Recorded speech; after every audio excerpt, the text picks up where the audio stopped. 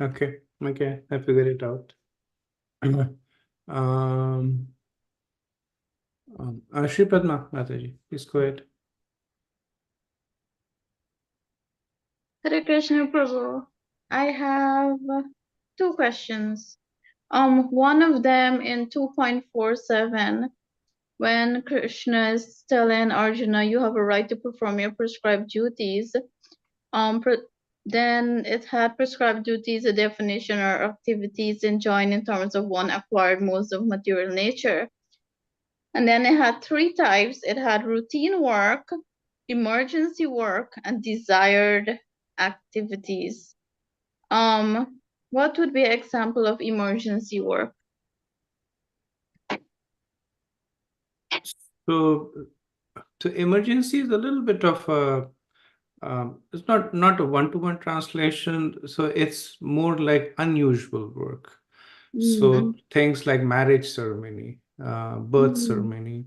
So these are not things that happen like on a regular basis, but they happen once in a while.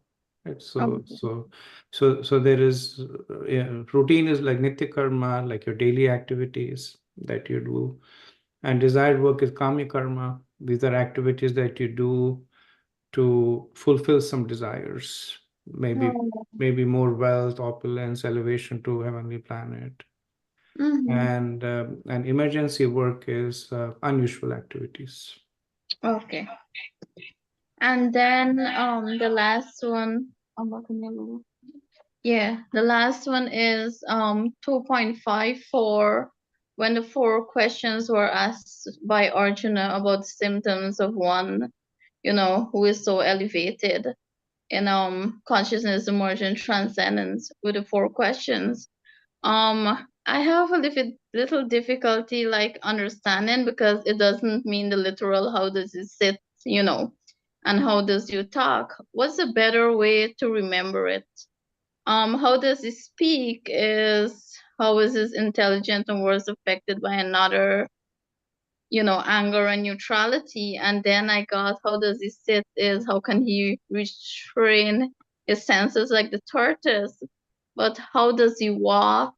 Can you help me understand? Sure. So from a general perspective, the first is the characteristics of the person, the Sita Pragya. The next three is the nature by which the person reacts to external stimulus, right? And what I will do is in the WhatsApp, I have a small table that gives for each of the how does he sit, stand, and walk. What is it that Arjun is actually asking, right? And I'll share that, and that way you can have it on as a document. Okay, thank you. Tarun Prabhu.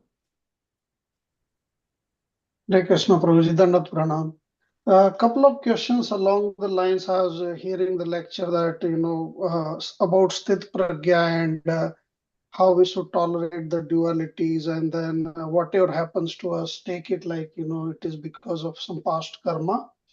I wanted to understand the free will and karma. How does it work together? Like somebody has free will and they want to harm somebody or steal somebody, and maybe give that problem to multiple people. So how does it work? Like Krishna doesn't put that in somebody's mind. They're doing it out of free will, but it impacts other people. So I mean, somebody's free will is punishing some other people, but then if you just say that, oh, because it is karma, how to make that understand practically?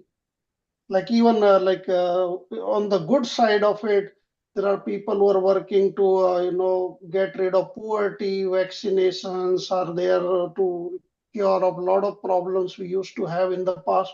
So both bad and good they are affecting. But if you just say that, oh, it is all of karma, uh, how do we relate the two, free will and karma, to do good or to do bad versus karma? Okay. So Prabhu, I'm not sure if I fully understand your question, but let me try and answer to the extent that I understand, and then you let me know if there's something missing. So I think the first part you asked was the interplay between free will and karma, if your karma is forcing you to be in a certain way, then where does free will come into play? Yeah, like And somebody will impacting other people good or bad way. So how does it work? Because Krishna doesn't put in your mind. You have your own free will to decide what. Because of that, you're impacting other people's lives in a right. good or So if you take an example that let's assume because of something that I did in my past life, I'm supposed to suffer in this life, right? So that is my destiny that I'm supposed to suffer. Now, that suffering comes because of the action of somebody else, right? So my suffering is because of my destiny. Now, somebody else's action is coming out of that person's free will. Right? So it's not the Krishna, because remember that karma only comes into play when it is done out of free will. Otherwise, there is no reactions to karma, right? That's why animals, plants, a tiger kills, it is bound by its nature. If somebody was to put a gun on your head and ask you to shoot somebody, uh, then you're not doing it out of your free will, right? So karma, the karma only comes into play for actions that are done out of free will, right? So the suffering that I am destined to have, I will have, but they will be executed by somebody else out of that person's free will. Now, how does Krishna make this arrangement that the exact suffering that I'm destined to suffer also corresponds to the exact amount of suffering that the other person is giving to me out of his own free will? At a mechanical level, it is by under the supervision of Paramatma, Super Soul. But how he orchestrates this whole thing is Krishna. Right? If we are able to figure it out, then we would be Krishna. So Krishna makes all this, all this happen, which is why I say that the principle is easy, but the how it actually gets implemented, that part we just assume that somehow Krishna is magically making it happen. Okay, thank you, Prabhuji. And just one follow-up there, because some people have this thinking that if somebody is suffering, you're going out to help them. The another school of thought is, oh, it is because of their karma and let them suffer and go through what they're going. If you help them, you are kind of objecting Krishna's will, not in the sense that Krishna wanted it, but whatever they were destined to suffer is removed because you are going out and helping them. So how do we consider that principle? Is that even right to think like that? Okay, good question. Um, from a practical perspective, Prabhu, all this philosophy that we learn is for applying to ourselves. Right. So this whole understanding of the law of karma, the suffering, enjoyment, it is meant for us to to uh, reconcile with our own good and bad situations. Right. It is not meant to be applied to others. So if it was meant to be applied to others, then there would be no need for the Vedic instructions of piety, of service, dharma, the Manu Samhita, which talks about service to the needy, the poor, etc. Right? Because yes, at the end of the day, the person who is suffering because of his or own karma. That's philosophically true. But then the principles of the Vedas say that we have to help them, we have to serve them, right? So when it comes to others, then we abide by Niti Shastra, Dharma Shastra, or the higher principles. And are we in a position to, if we help others, are we stopping the flow of karma? No, we're not. Right. We are whatever that person is going to have as a result of their past karmic reactions, they will have it, right? But by serving the others who are in distress, we are accruing piety. Right? So we are basically at least starting the cycle of our good karma. And while we're at the topic, I also wanted to share that, as you know, that karma is fungible, it's changeable, it can change. And there are different agencies by which karma can change. In the sixth canto of the Bhagavatam, Sukadeva Goswami talks about the first most prominent way of changing karma, which is praishchit. That if one naturally atones for their past activities, then the results of those activities are mitigated. And Prabhupada uses this as an analogy that supposing you're a criminal and you committed a crime, and then you go and turn yourself into law, saying, I committed this crime, I'm ready to face the punishment. You will still face a punishment, but will be much lesser. So prescribed prayashchit is fasting, is giving in charity, undertaking some kind of atonement. It has to be done according to the prescriptions of the Vedas. But yes, that changes karma. Right? What are the other ways of changing karma? The other way is by blessings. So we see in the Bhagavatam that Maharaj Chitraketu, he was unable to have a son, and by his destiny he was unable to have a son, right? But then he served a sadhu, and the sadhu said, okay, may you have a son. So what happens in that case? The sadhu, because of his own prowess, because of his own piety, is changing the karma of the others. That's why there is so much of importance given in serving the elders, serving those who are spiritually advanced, because by their blessings, and conversely, by the curses, they can give you negative karma, and by the blessings, they can give you positive karma. And then the third way, which then Sukadeva Goswami says is the most potent way, is through the process of bhakti. That through the execution of devotional service, one uproots their past pious and sinful reactions, and then one stays on the path of one makes advancement on the path of devotional service. Okay, thank you. Manjari Mataji. Hare Krishna Prabhuji. So I was wondering, I know in text 40, I believe it said, and how in Bhakti Yoga there is no like falling down, there are no losses. So I was just wondering, how do we understand when someone like leaves the movement or like falls down like that? How do we understand when somebody falls down in bhakti? Yeah, and like leaves the movement. Yeah. Leaves the movement. Okay, thank you. Very nice question. So the way we understand is that while there is no diminution in bhakti, but it can be arrested, it can be stopped.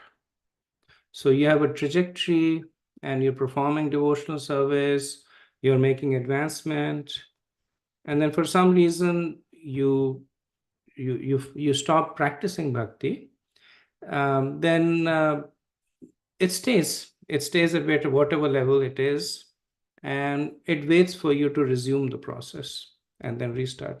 6th chapter, Krishna talks about that more.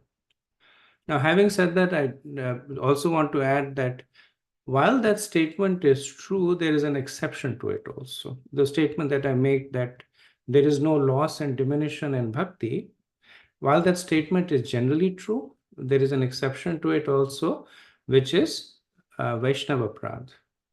That when somebody offends a devotee, and then because of the force of those offenses, one may actually lose their devotion. And so, which is why devotees are careful in terms of how they deal with other devotees. And we have examples of Shaurabh Rishi and other devotees who were making advancement, but because of offenses at the lotus feet of other devotees, they lost their taste for bhakti. Okay. Thank you, Prabhu. Thank you. Okay, so I think, so thank you for your wonderful questions. We can now go to the next stage, which is if we can go have group one come and present the, so whoever is presenting on behalf of group one.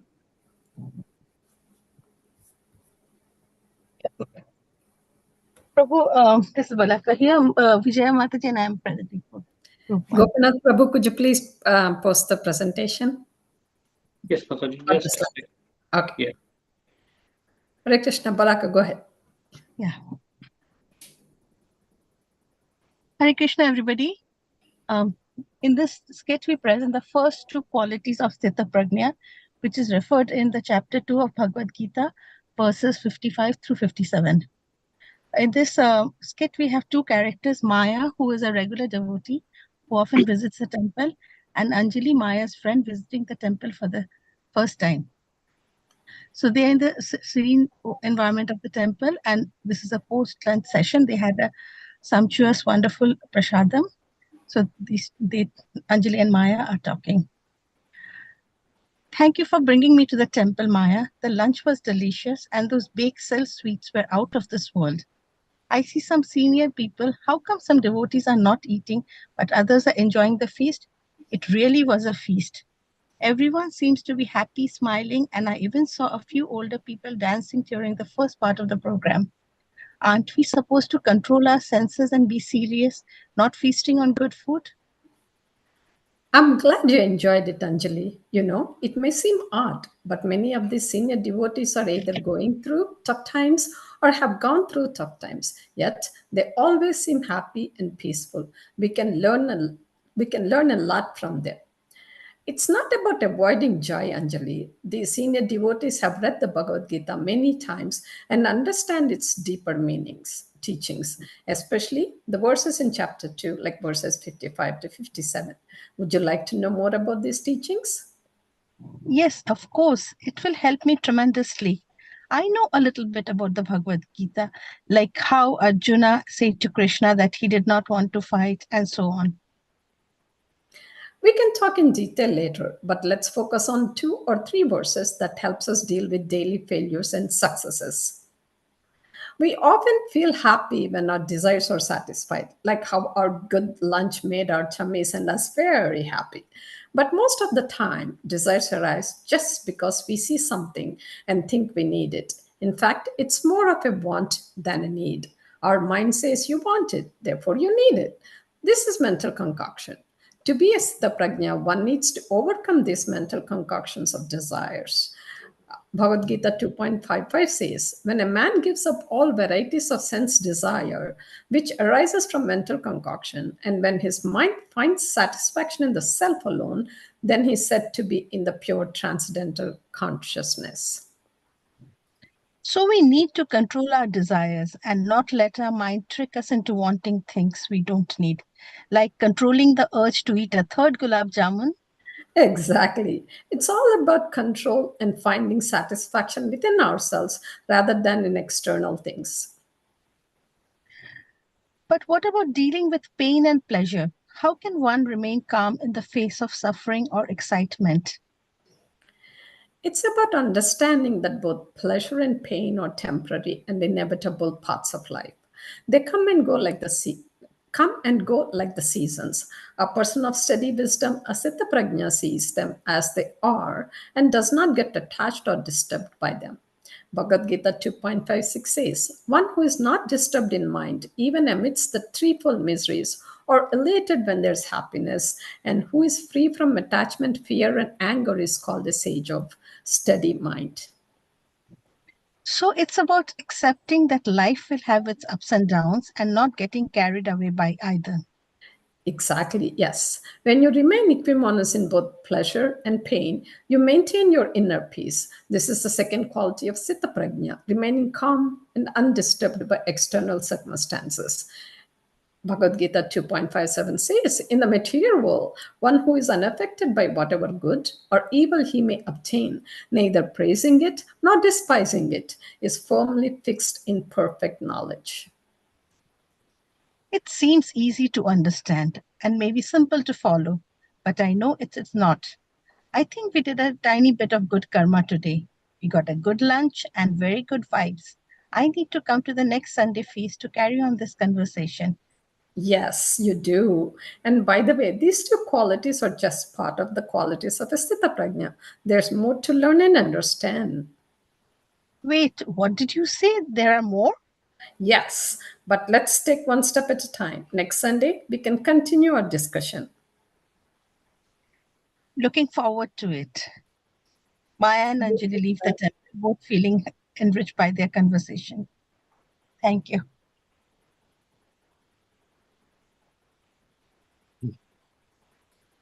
Hare Krishna. Thank you. Very good. Haribol, thank you. Okay, so on to group 2. Hare Krishna Prabhuji, all glory to the Srila Prabhupada. In Bhagavad Gita, Lord Krishna teaches Arjuna the qualities of Sthiti Prajna, one whose intellect is stable and enlightened. Arjuna is eager to learn about the path to such stability.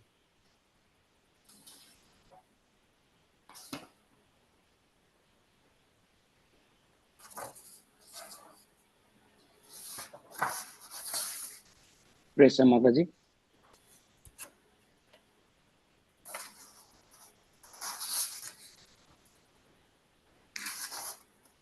I'm sorry, I didn't realize I was on mute. Okay. Arjuna, a person with a steady mind withdraws his senses from the sense objects just as a tortoise withdraws its limbs into its shell. This is the first step to achieving peace and stability. But Krishna, the senses are powerful and constantly pulling me towards various material desires. How can I control them? The senses are indeed powerful, Arjuna. However, by constantly practicing detachment and focusing on a higher purpose, one can master them. When a person abstains from sense objects, the taste for them still remains. But only when one develops higher taste, the lower taste becomes insignificant and it can eventually be given up.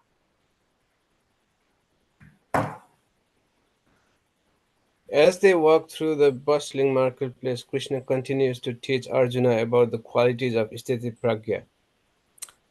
Arjuna, when one moves amidst sense objects free from attachment and aversion and remains under self-control, he attains tranquility.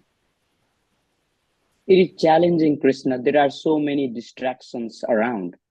Indeed, but a person of steady wisdom remains unaffected by these. When the mind is not agitated by sorrow, free from desire for pleasure, fear, and anger, that person is called a sage of steady wisdom. This state one achieves when they are absorbed in my consciousness, that is, Krishna consciousness. A group of friends approaches Arjuna, trying to tempt him with various distractions, food, wealth, and entertainment. Arjuna, come join us. Look at all these delicious foods and the money we can earn. There is entertainment too. You can't miss this. Arjuna Thank you, looks my friend. tempted, but then closes his eyes, take a deep breath, and step back. Thank you, my friends, but I seek a higher purpose. I am learning the path to eternal peace and satisfaction by focusing my mind onto Krishna. Well done, Arjuna, a person who is not disturbed by these temptations, who finds joy and contentment within attains peace.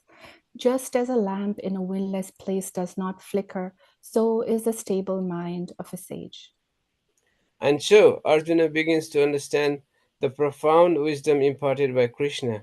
The journey to becoming a sthit prajna is one of self-control, overcoming desires, and maintaining equanimity amidst life's distraction by simple being absorbed in Krishna consciousness. Arjuna and Krishna continue their walk with Arjuna looking more peaceful and determined. May we all learn from Arjuna's journey and strive to attain the qualities of Sthiti Prajna, finding peace and stability within ourselves amidst the earth's chaos.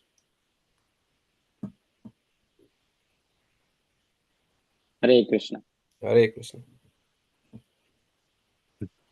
Thank you very much, Prabhu. Very nice. Moving on to group 3. Let me share my screen. Okay. So the topic for us is, so what other than Krishna and Jiva is indestructible, from Bhagavad Gita 2.40. So let us first look at the nature of the work done in the material plane. So in the material plane, any work started should be completed. Otherwise, it becomes a failure. So work half done is as good as work not done. It's actually even worse than work not done, because there are some waste of resources and unmet expectations along the way. So let us look at a couple of examples. So for example, studying for a degree. So in order to complete a degree, it needs a lot of effort. We have to attend classes, take exams, etc. If someone does not complete the coursework, right, so it then ends up being a failure as far as getting the degree is concerned. So there is waste of time, money, effort, and lack of prospect in the future. And another example is that of, say, let's take the company Apple, right? So they were trying to develop an electric car. They spent more than 10 years developing the project, but ultimately they recently announced that they are abandoning the project. So it is estimated that to have cost like billions of dollars and around 2,000 employees working on it, but ultimately the expected goal was not achieved, and because the project did not see its completion, it is a failure. So another nature of work in the material plane is that material activities and results, they end with the body. In other words, we can't carry the material results like fame, money, etc. along with us to the next life. So let us look at some examples. So devoting time to the betterment of the nation. Let's take the case of a soldier who fights for the nation in a war. So in spite of giving up his dear life for his nation, there is no guarantee that he will be born in the same nation for which he gave up his life. And another example is bodily designations with respect to the family. In spite of being a devoted husband or wife, with the same family members, they don't follow you in the next life. So whatever effort done as a father, mother, etc., so we can't see the fruits of it in our next life. And next is about too much time and attachment to job activities. So we see this in this day and age of widespread layoffs, how dispensable we are to companies. So even if one spends days and nights, or even if they are one is a CEO of a company, one can still get fired. Like the example of CEO of Twitter, who got fired by Elon Musk after he took over Twitter. So in summary, all these designations end with body. So best is not to spend excess time and effort on the material plane because it is temporary. The next section will be covered by Damni from my group. Hare Krishna. So when we see the on the spiritual plane, any work begun in Krishna consciousness has permanent effect, even though not finished, and the effect is carried to the next life even after the loss of the body. We can see in the lives of many wonderful devotees like Bharat Maharaj, Narada Muni, and so on. So, for example, in the case of Bharat Maharaj, in his 3 lifetimes in this world, we can see his Krishna consciousness is never lost, but is carried to his next birth. First, he was an exemplary king, ruling the kingdom for thousands of years. And then towards his end of life, he retired to forest, performing many wonderful devotional services to the Lord. But due to the attachment to a deer, he passed away thinking of a deer and was born as a deer in his next life. Though he was born in the body of a deer, he was not an ordinary deer. He was an enlightened deer. And once leaving the deer body, he took birth in a Brahmana family, and he remained constantly absorbed in the thoughts of the Lord's lotus feet, even though externally he was kind of seemed to be blind, deaf, dumb, and mad. So at the end of his life, as a Brahmana boy or a Brahmana man, he attain the spiritual kingdom. So we can see that his Krishna consciousness was never lost, but it was carried to his next life. And in the case of Narada Muni, in Srimad Bhagavatam, we can see his 3 lifetimes is mentioned. That during the his first lifetime, he was a Gandharva in the heavenly planet, and he was a singer. And once he was performing Sankirtan, once while performing the Sankirtan, he was glorifying the demigods. And the devotees who was there took this as a great offense, because Sankirtan is meant to glorify only the Supreme Lord, and because of which the devotees cursed him to become a Shudra in his next life. So in the next life, he was born to a maid servant, but he was fortunate to get the association of the saintly person and progress deep into his devotional service, that he could see the Lord, Paramatma, within his heart. And after leaving the boy's body, he took birth as Narada Muni, the son of Brahmana. So all the Krishna conscious efforts are permanent and everlasting, life after life. And once you start your devotional service activities, one does not fall down to the lower species of life after death, which is the most dangerous type of fear. And in the next life, the soul is born in the family of devotees or very wealthy aristocratic family to continue the Krishna conscious journey. This is mentioned in Bhagavad Gita, chapter 6, verse 41. So, in conclusion, other than Krishna and Jiva, only Krishna conscious activities and efforts are indestructible. One should strive to perform these activities enthusiastically rather than performing them in the material plane. Hare Krishna. Very good. Excellent. Very nicely presented. Thank you. Okay, moving on. Hare Krishna Prabhuji. This is Nalini. So I'm sharing my screen from group 4 presentation.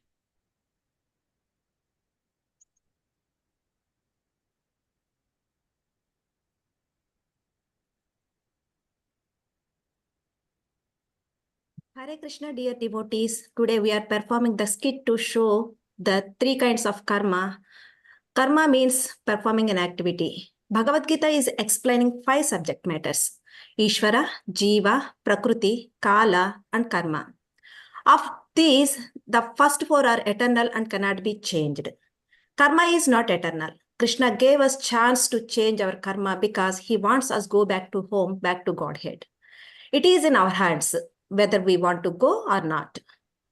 There are 3 kinds of karma: Vikarma, Sakarma, and Akarma. Here we are showing how the people spend a weekend in performing these 3 types of karma, providing the evidence that Lord Krishna gave in Bhagavad Gita and the destination they reach. First, we are going with Vikarma, phone conversation between 2 friends. Hello, Priya. How are you doing? Hi, Nilma. I'm doing good. What are your plans for this weekend? Nothing much. Few Hare Krishna people gave me a pamphlet of Krishna Janmashtami celebrations happening this weekend. As of now, I don't have any plans to go. Still thinking. Actually, I am planning to go to casino. Do you want to join with me? Oh, that's cool. We can have non-veg, drinks, gambling, and much more to enjoy. Let's go. That sounds great. Be ready. I'll come and pick you up. Vikarma is performing actions whimsically against the instructions of Shastra. In Bhagavad Gita 16.16, Krishna evidently said, "Thus, perplexed by various anxieties and bound by a network of illusions, they become too strongly attached to sense enjoyment, and the destination will be hellish planetary systems." Next one is Sakarma, conversation between the colleagues in the office. Hi, Nalini. Do you have a few minutes? Yes, tell me, Nilma. I want to share the good news with you. By God's grace, my son got a seat in the Harvard University. Wow, that's great news, Nilma. Congratulations to the proud parents. Thank you, Nalini. Your son might have worked so hard to get the seat, didn't he? Yes, even though my son worked so hard, he got the seat because of the vow that I made to Goddess Durga. So, to fulfill that vow, today I am going to the temple. Oh, I also have the good news to share. Do you know what? I got the salary hike after so many discussions with the manager. That's great. Congratulations, Nalini. Thanks, Nilma.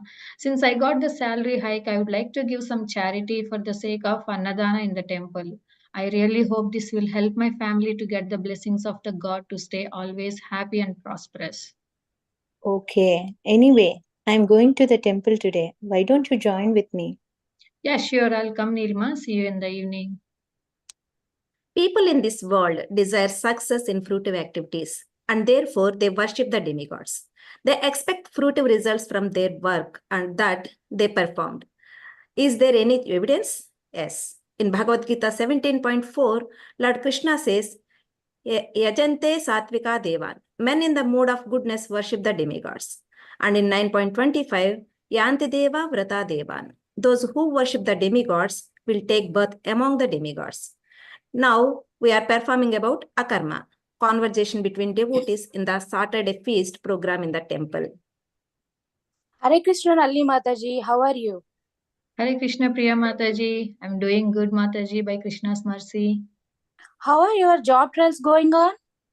I'm doing my best, Mataji, but I'm leaving everything to Krishna. Let's see what he has planned for me. Okay, Mataji. You know, I have watched one of the videos of His Holiness Gopal Krishna Goswami Maharaj. In spite of his illness, Maharaj was doing the deity worship in his sleep. I found that very astonishing. Yes, Mataji, I have also watched that video. For sure, we should learn from Srila Prabhupada and his disciples on how to live this life by putting Krishna in the center. Yes, that's very true, Mataji. Yeah, Mataji, it seems Aarti is going to start. Let's join the program, Mataji. Akarma is acting in pure devotional service, Shuddha Bhakti, to please Lord Krishna without attachment to the fruits. One of the evidence Krishna gave is in Bhagavad Gita 9.27 and 9.28. Whatever you do, whatever you eat, whatever you offer or give away, and whatever austerities you perform, do that, O son of Kunti, as an offering to me. In this way, you will be freed from bondage to work and its auspicious and inauspicious results. With your mind fixed on me in this principle of renunciation, you will be liberated and come to me. To conclude this, Lord Krishna is saying that the people who performs vikarma can never approach him. Anything you do, it will produce some reaction for sure, and thus you must enjoy or suffer. But if you do for Krishna, there is no more reaction. That is freedom. So everything must be utilized for Krishna's satisfaction, and that is Krishna consciousness. Krishna, out of his causeless mercy, he sends his pure devotees like Srila Prabhupada to take us back home, back to Godhead. Srila Prabhupada compassionately changed millions of fallen souls as devotees by giving Krishna consciousness to everyone. Srila Prabhupada ki jai. Yeah. Thank you, Prabhuji. Jai. Thank you. Very inspiring. Hare Krishna. Okay, we'll move on to group 5. Hare Krishna. My name is Romit Gupta. I am trying to share my screen. One second.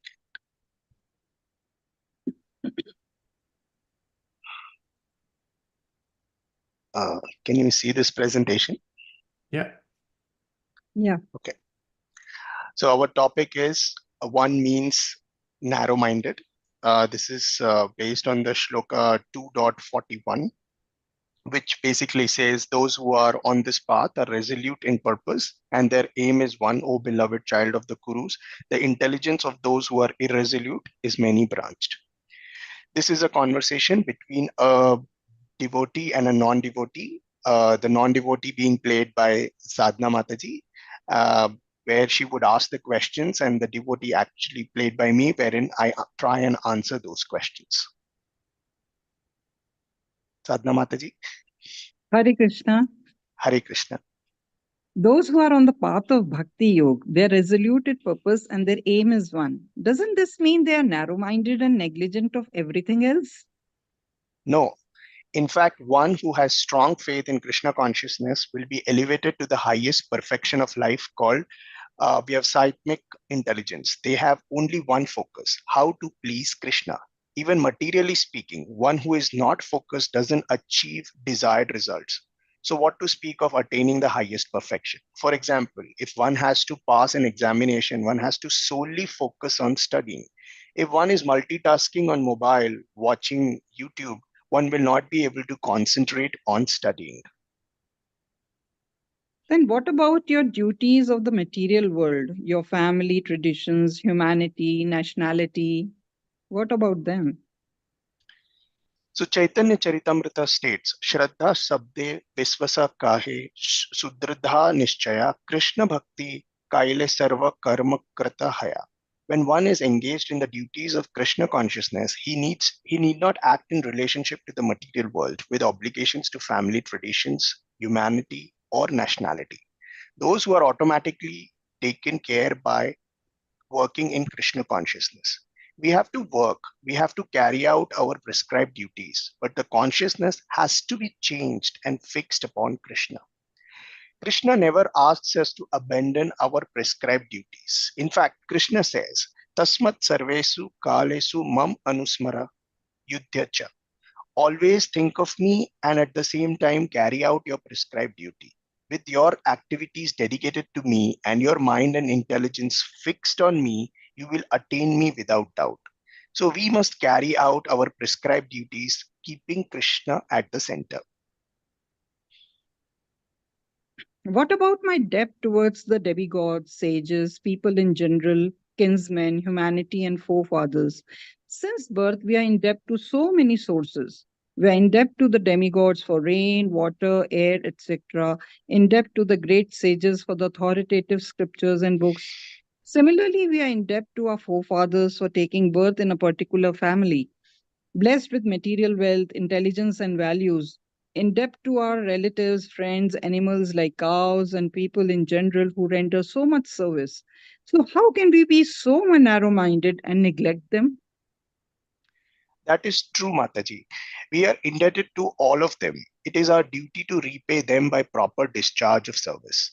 But by one stroke of devotional service, if someone gives up all obligations and simply surrenders unto the Supreme Personality of Godhead, he is no longer a debtor, nor obliged to any other source of benefit. In the Bhagavad Gita, Lord says, Sarva dharma paritajya mamekam sharanam vraja aham tvam sarva papebhyo mokshashyami masucha. Give up all your occupations and just become surrendered unto me. I give you assurance that I shall give you protection from all sinful reactions. One may think that because he's surrendering unto the Supreme Personality of Godhead, he will not be able to perform all of his other obligations. But the Lord says repeatedly, don't hesitate. Don't consider that because you're giving up all other engagements, there will be some flaw in your life. Don't think like that. I will give you all protection. That is the assurance of Lord Krishna in the Bhagavad Gita. The same thing is still more emphatically confirmed in the Srimad Bhagavatam 11th canto, 5th chapter, 37th verse, in which Garbhajana Muni, one of the Nav-Yugendras, addresses Maharaj Nimi as follows: My dear king, if someone gives up his occupational duties as they are prescribed for the different varnas and ashramas, but takes complete shelter, surrendering himself unto the lotus feet of the Lord, such a person is no more a debtor, nor has any obligations to perform the different kinds of activities we render to the great sages, ancestors, living entities, and family and society members. Neither has he any need to bother executing the 5 kinds of yajnas, sacrifices, for becoming free from sinful contamination. Simply by discharging devotional service, he is freed from all kinds of obligations. I see. I think I can understand what you are trying to convey, but I still feel that such people are on the sentimental platform. How are they different from extremists who also proclaim that there is only one God and all others are infidels? They are also resolute in their purpose and carry out mass murders. Well, the resolute purpose of a person in Krishna consciousness is based on knowledge. It is not sentimental. Vasudeva sarvam iti sa mahatma su durlabha. a person in Krishna consciousness is the rare good soul who knows perfectly that Vasudeva or Krishna is the root of all manifested causes. As by watering the root of the tree, one automatically distributes water to the leaves and branches, so by acting in Krishna consciousness, one can render the highest service to everyone, namely self, family, society, country, humanity, etc. If Krishna is satisfied by one's actions, everyone will be satisfied. Regarding your second point about extremists, service in Krishna consciousness is practiced under the able guidance of a spiritual master who is a bona fide representative of Krishna, who knows the nature of the student and who can guide him to act in Krishna consciousness. So it is not a whimsical process based on people's perceptions. It is authorized system descending from the Lord himself. There is no room for speculation, and in case of doubt, the spiritual master is there to guide us. Okay, I think I can now understand a little of what you're trying to convey. But how can I learn more of what you are explaining? You can read books by our founder Acharya Srila Prabhupada and take association of devotees. Then everything will become crystal clear. Hare Krishna. Hare Krishna. Hare Krishna. Thank you very much. Very detailed and comprehensive. Good job. So we'll go on to the last group now. Hare Krishna, dear devotees. My name is Tarun Sharma, and I'll be presenting. It is a debate. I'll share my screen.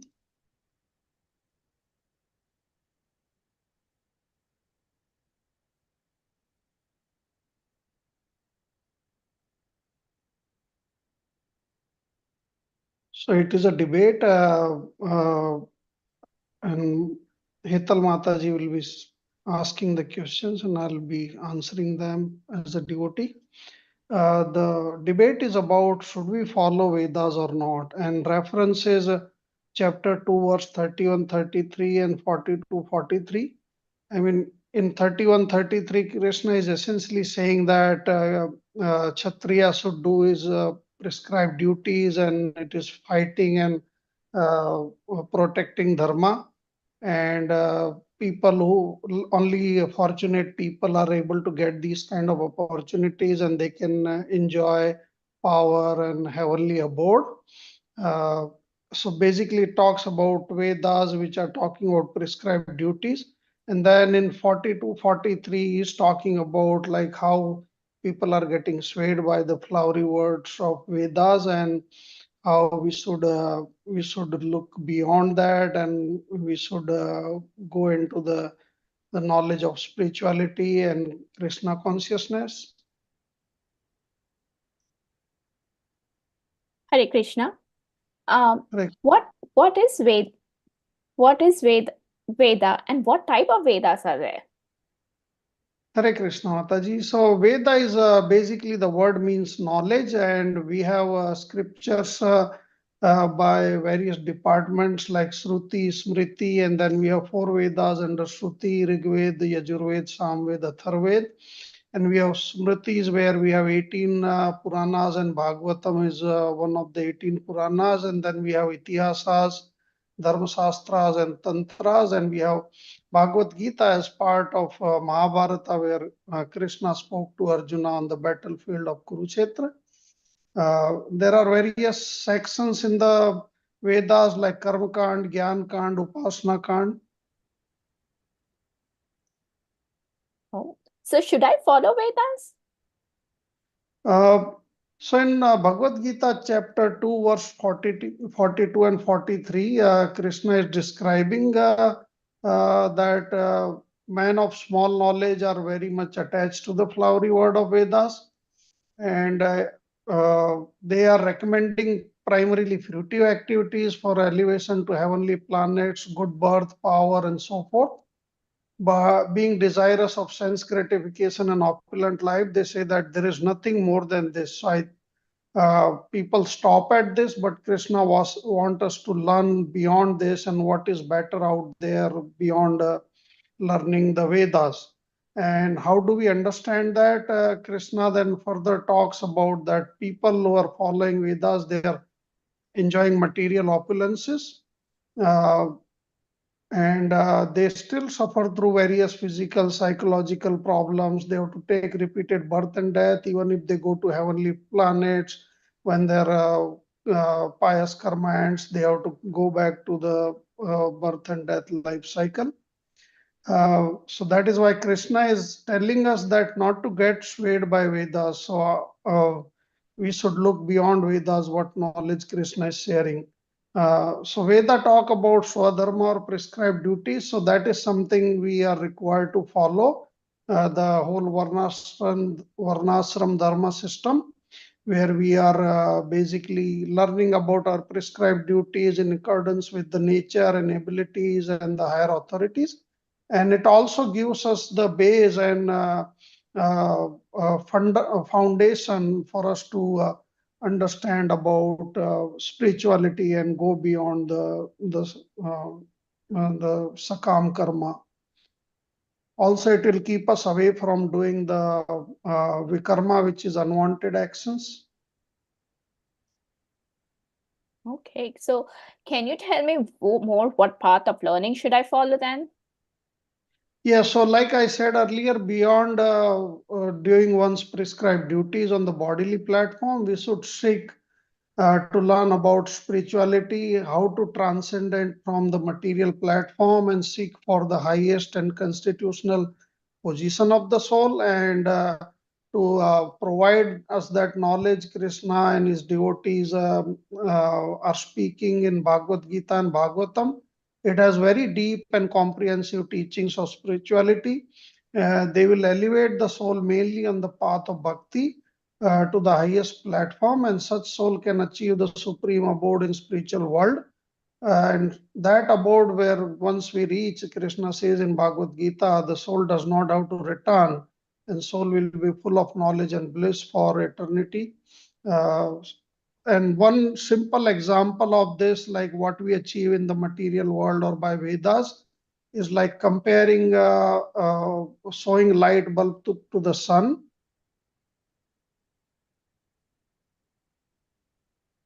Okay, so why are you giving more emphasis on reading Bhagavad Gita and Bhagavatam? So Ved Vyasa is the incarnation of Krishna, and he wrote Vedantas, Puranas, Upanishad, and he was not very satisfied after compiling so many scriptures.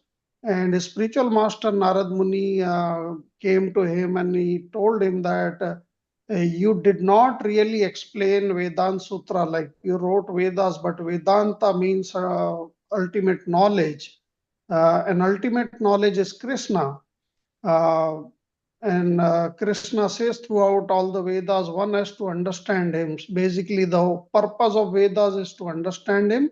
Uh, he says in Bhagavad Gita, Vedant Krid Ved Eva Chaham. Krishna says in Bhagavad Gita, I am the compiler of Vedanta Sutras, I am the knower of the Vedas.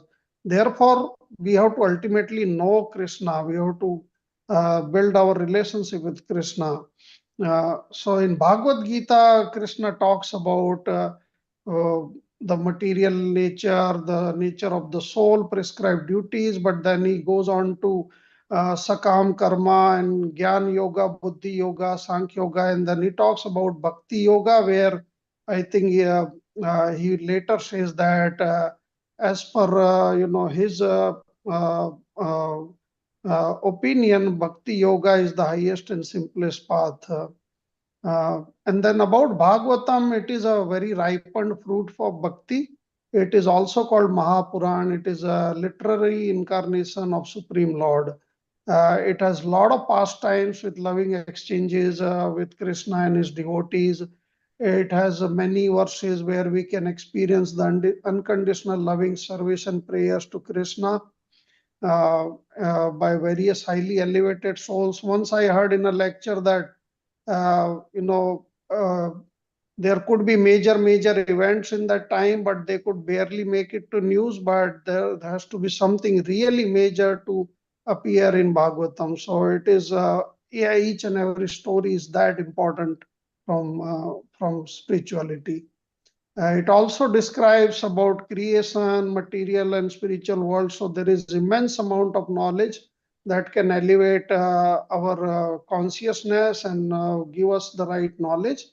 There are also good writings by pure devotees of the Lord that could also be followed. But these are two primary scriptures recommended from our spiritual masters. Thank you, Okay, Hare Krishna. very good. Thank you very much, Prabhu.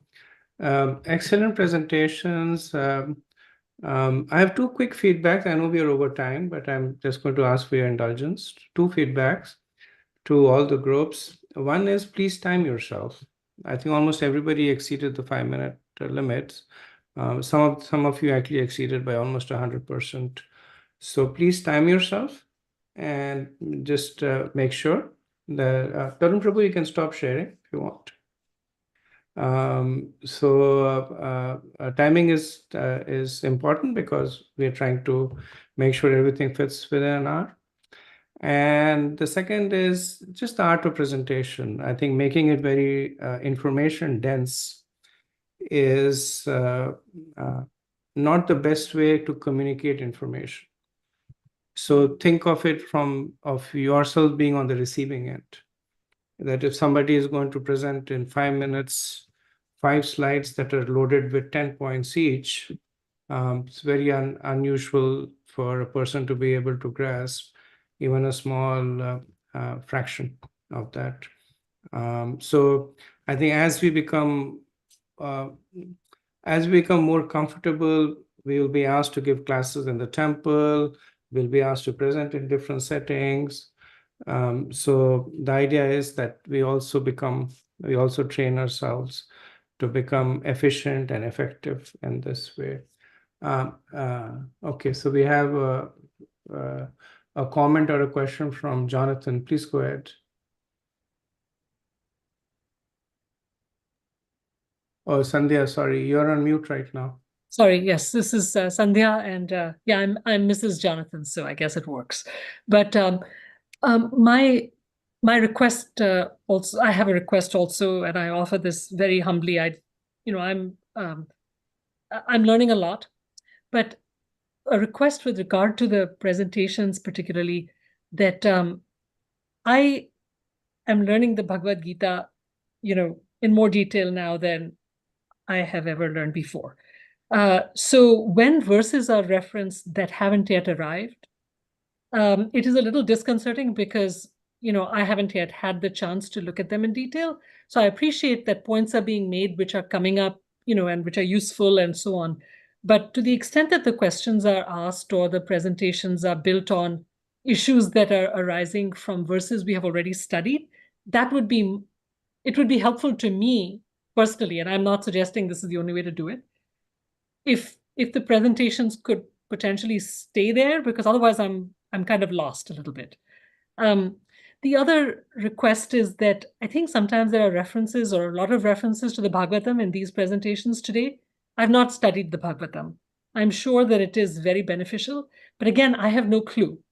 And I feel that to the extent these are self-contained, at least the Bhagavad Gita, and I understand the purports themselves refer to the Bhagavatam and other places. So to that degree, I have had the opportunity, hopefully, to look at them, as assigned.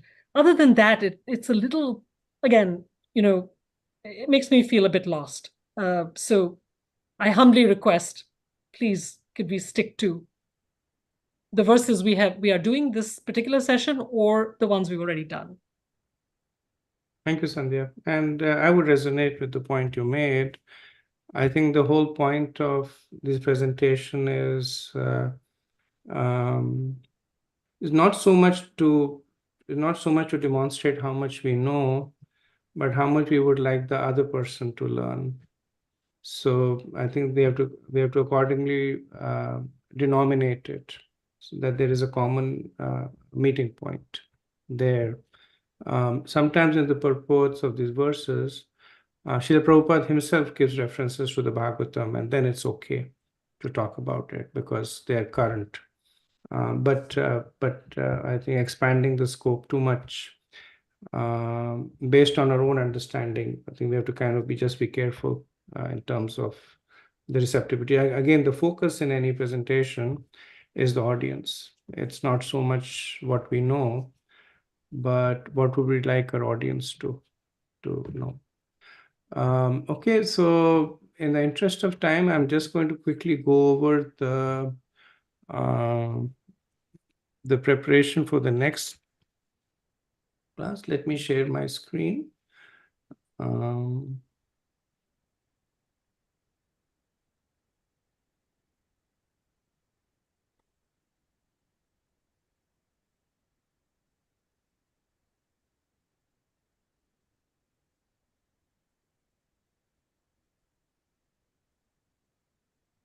Okay, so next class will be the first 16 verses of chapter 3. We'll do it in two sessions, the first 16 verses and then 17 till 43. We'll do in the next class. So a little uneven, but the first set of verses are more dense. They have more purports to them. So there are 2 lectures covering this. Just in terms of group presentations, I'll put this in the WhatsApp also.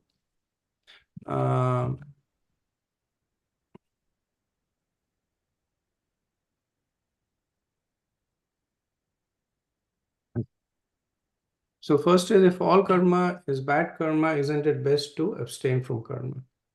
Right. So one of the points that we will see over here is that whether it is pious karma or impious karma, it results in rebirth.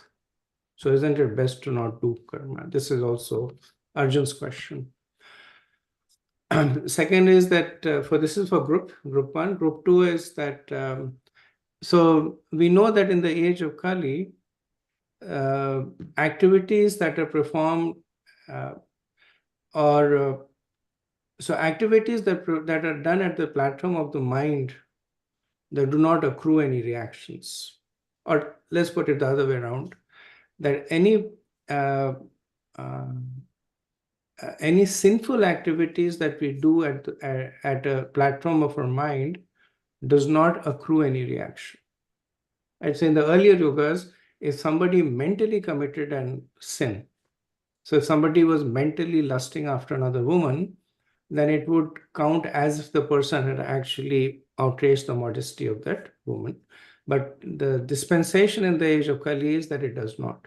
Only activities performed by the body, they count.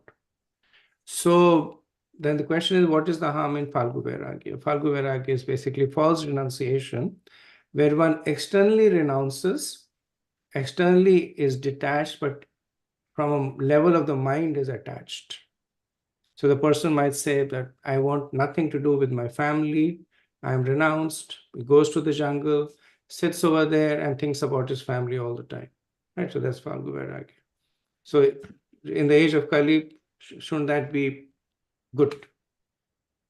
Group 3, what is the cycle of yajna? Right. So this is the cycle that is presented in these verses. Group 4, convince the person on the importance of offering bhoga.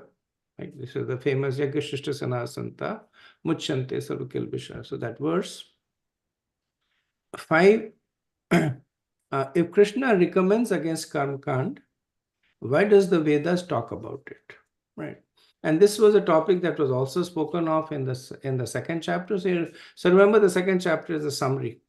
So we'll see some of the topics now appearing in more details, right? So it appeared as a summary, and in the third chapter it is expanded on with additional points that at one point Krishna condemns karmakand, which is fruitive activities, pious activities, activities performed for material results. But then we also know that more than 90% of the Vedas talk about karmakand.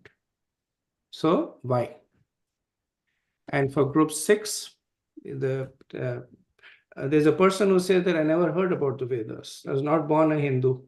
I wouldn't know a Hindu if a Hindu hit me in the face. So I never heard about the Vedas. So why should I be penalized for not following it? Right. So, and understanding of this.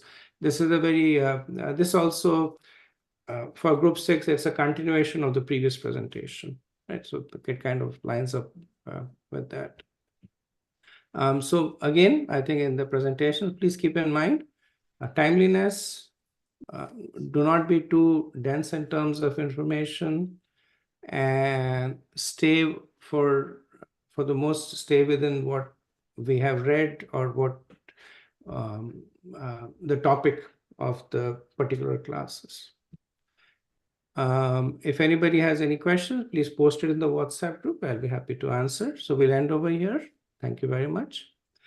वाञ्छकल्पतरुभ्यश्च कृपा सिन्धुभ्य एव च पतितनाम पावनेभ्यो वैष्णवेभ्यो नमो नमः। अनंत कोटि वैष्णववृंद की जय। जिला प्रभुपाद की जय। जय गौर Premanand. Hare Thank you. Krishna. Thank you.